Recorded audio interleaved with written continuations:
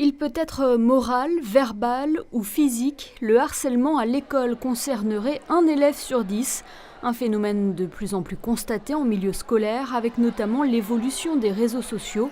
Pour l'arrêter, il faut en parler. C'est dans le cadre de la journée nationale non au harcèlement que les élèves du collège Charles III ont été sensibilisés, et ce via différents supports. Point d'orgue de cette journée, la formation du mot « non » par ces étudiants de 3e. Avec les 3e, nous avons décidé de faire écho à ce qui se fait aux États-Unis, c'est-à-dire le port d'un t-shirt bleu, le Blue Shirt Day. C'est ce que les lycéens surtout font aux États-Unis pour se mobiliser contre le harcèlement. Vous êtes là pour montrer votre attachement aux valeurs qui font de cet établissement un lieu où tout élève, j'ai bien dit tout élève, quel qu'il soit, non seulement a le droit de venir, mais également il doit s'y sentir bien.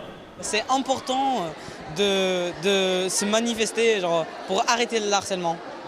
Et toi, en quoi cette journée est importante de se manifester aujourd'hui, comme ton ami vient de le dire?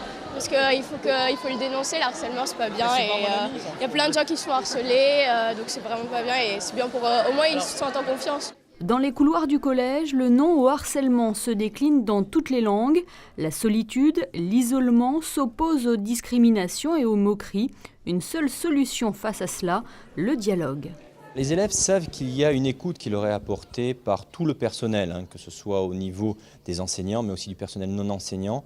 Donc ils le savent, ils sont au courant. Mais c'est vrai que ce genre de manifestation permet toujours de libérer un petit peu plus la parole et d'avoir des informations qui nous permettent à nous, après, de traiter les sujets et de faire au mieux.